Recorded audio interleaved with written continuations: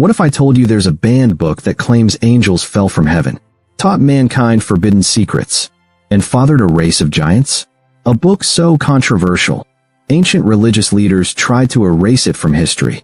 This is the Book of Enoch, and inside its pages lies a terrifying tale of the Nephilim, the mysterious giants that walk the earth, and the hidden war in the heavens.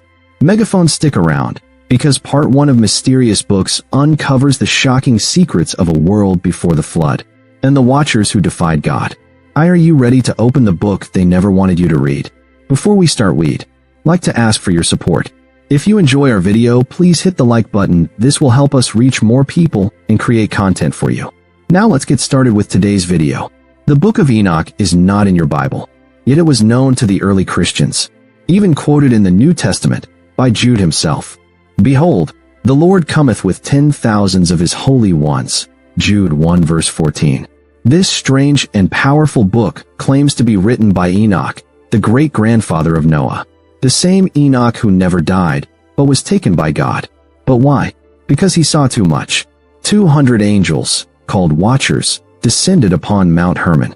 They were supposed to watch over humanity, but instead, they lusted after the daughters of men, and they took them as wives. Their leader was Semjaza, and his right hand, Azazel. From their union came monstrous offspring, the Nephilim, giants of old, mighty men of renown. Open Book Genesis 6 verse 4 whispers this dark truth.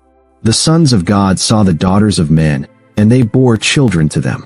For centuries, a mysterious and controversial book lay hidden in the mountains of Ethiopia, a text claiming to contain visions of heaven, secret knowledge given by angels, and the truth about the giants who once walked the earth.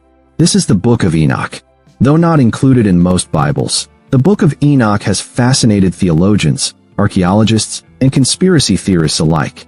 It contains stories that expand on cryptic verses from Genesis, revealing an ancient rebellion of heavenly beings, the rise of the Nephilim, and God's cataclysmic judgment upon a corrupted earth.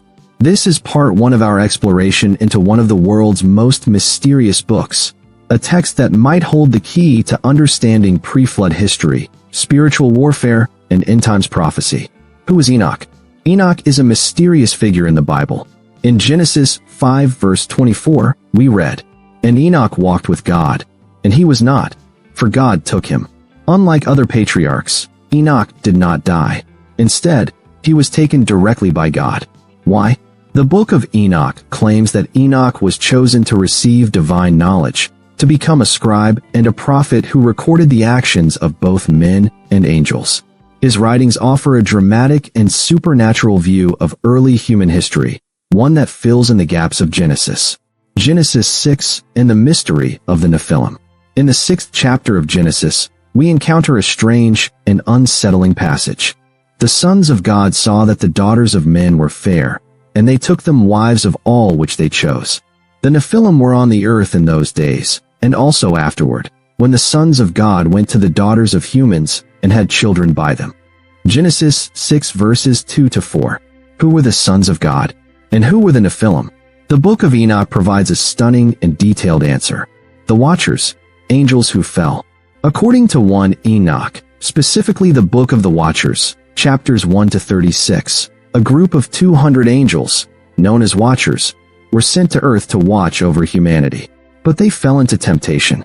Led by 2 powerful angels, Semjaza and Azazel, they lusted after human women and made a pact to descend to earth together.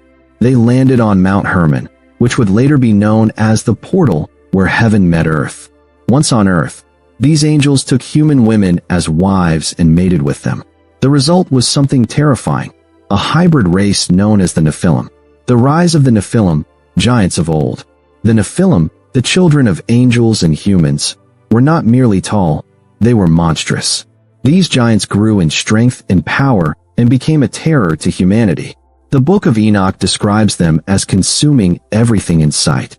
When food ran out, they turned to devouring animals and eventually humans. And they began to sin against birds and beasts and reptiles and fish, and to devour one another's flesh and drink the blood. 1 Enoch 7:5, 6. They were the ultimate tyrants, violent, uncontrollable, and godless. Forbidden knowledge, the corruption of mankind. But the sins of the Watchers didn't end with breeding giants. They taught humanity forbidden knowledge, secrets that were never meant to be revealed. Each of the fallen angels specialized in different corruptions. Azazel taught men how to make swords, knives, and shields, unleashing warfare upon the earth. Semjaza taught enchantments and root cutting, leading to the first sorcerers. Others taught astrology, divination, the movement of heavenly bodies, cosmetics, jewelry, and alchemy. This corrupted the human race, not just physically, but spiritually. The earth, according to Enoch, became so wicked and violent that it cried out to heaven. God's response, the judgment of the Watchers. God responded with fierce judgment, not just on humanity, but on the angels themselves. He sent the 4 archangels, Michael, Raphael, Gabriel, and Uriel, to deal with the crisis. Raphael was commanded to bind Azazel and throw him into a desert abyss, covering him with sharp stones. Gabriel was ordered to incite civil war among the Nephilim until they destroyed one another. Michael captured Semjaza and the other Watchers, binding them in the depths of the earth until the day of final judgment. This divine operation cleansed the heavens of rebellion, but earth still had to be purged. The Great Flood, a reset of creation. According to Enoch, the Watchers begged for forgiveness. They pleaded with Enoch to intercede for them, but God rejected their prayers. Judgment was final. God then sent the Great Flood, not merely to judge mankind, but to wipe out the genetic corruption that had overtaken the earth. Enoch was instructed to deliver messages of judgment and to record everything, a heavenly scribe for both angels and men. Only Noah and his family were found righteous, the last line untainted by the blood of angels. The flood cleansed the earth. The giants were destroyed.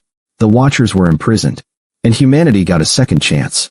Why was the Book of Enoch removed from the Bible? The Book of Enoch was widely read by Jews and early Christians.